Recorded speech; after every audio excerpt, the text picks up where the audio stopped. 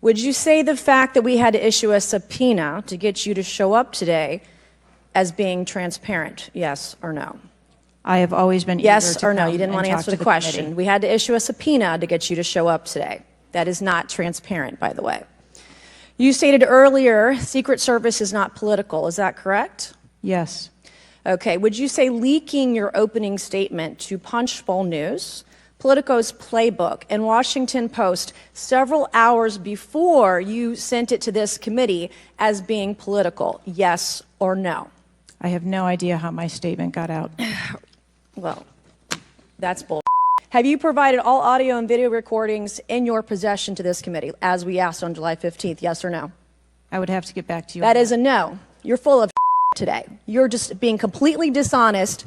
Mr. Chairman, Mr. Chairman, I want to. Come on. We have to maintain decorum in this committee, no matter how upset we get. I appreciate the opportunity to appear before you today. The assassination attempt of former President Donald Trump on July 13th is the most significant operational failure of the Secret Service in decades, and I am keeping him and his family in my thoughts. I would like to offer my sincerest condolences to the family of Corey Comparator, a former fire chief and a hero who was killed in this senseless shooting. I would also like to acknowledge those who were injured in Butler, David Dutch and James Copenhagen, and I wish them a speedy recovery. I would be remiss if I did not also extend my condolences on the passing of your colleague, Congresswoman Sheila Jackson Lee. Ms. Jackson Lee was always engaged in the oversight of the Secret Service, and her passing is a great loss to this body. The Secret Service's solemn mission is to protect our nation's leaders. On July 13th, we failed.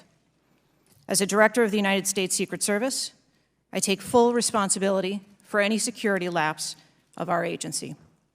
We are fully cooperating with ongoing investigations. We must learn what happened, and I will move heaven and earth to ensure that an incident like July 13th does not happen again. Some are calling it a miracle that former President Trump escaped this AR-15 attack, unlike so many thousands of our fellow citizens who have been killed or seriously wounded in other AR-15 shootings. Whether this miracle is of divine providence or of an adventitious nature will be up to each of us to ponder, but our job in Congress is not simply to marvel at miracles or count on good luck, but to act as public policy legislators to do whatever we can to prevent future political violence, attempted assassinations, and mass shootings. The chairman and I are thus determined to get to the bottom of the stunning security failures that enabled this 20-year-old lone gunman who borrowed his father's AR-15 to perpetrate a mass shooting and assassination attempt at an event protected by the Secret Service as well as state and local police. We'll ask hard questions of Director Cheatle today in order to identify and understand the shocking security failures that occurred and to help transform the operations of the Secret Service to prevent anything like this from happening again. But we can't let ourselves off the hook either, dear colleagues. What happened in Butler, Pennsylvania was a double failure: the failure by the Secret Service to properly protect former President Trump and the failure of Congress to properly protect our people from criminal gun violence. We must therefore also ask hard questions about whether our laws are making it too easy for potential assassins to obtain firearms generally and the AR-15 specifically. Mr. Comparatori, former President Trump, and the other rally attendees wounded in Butler are now members of a club no one wants to belong to, the thousands of people who have fallen victim to mass shootings. Are ISIS terrorists and al-Qaeda terrorists and international groups and terrorists more capable than a 20-year-old in pulling off either a mass shooting or an assassination of Donald Trump?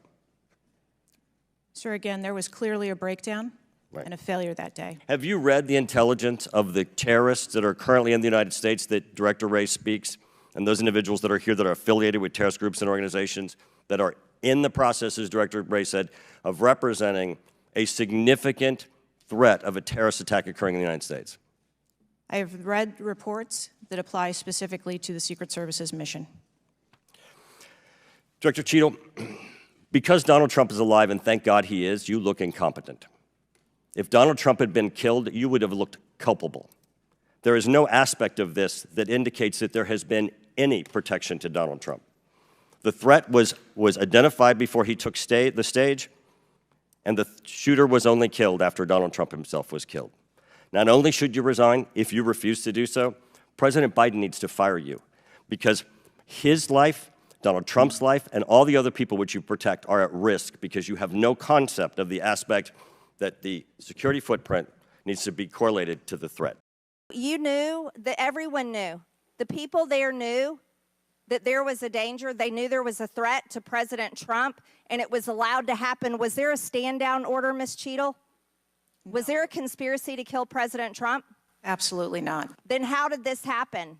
And why are you still sitting here not turning in your letter of resignation? People under your command did not consider him to be a threat, yet people in the crowd knew he had a gun and considered him to be a threat. That means that you are a complete failure as the director of the Secret Service, that people under your command don't perceive a man laying on a roof with direct line to the president with a gun. They don't perceive that to be a threat, yet the people in the crowd do. How is that possible? I'm not certain at this time how the information from the people in the crowd was relayed to any law enforcement personnel.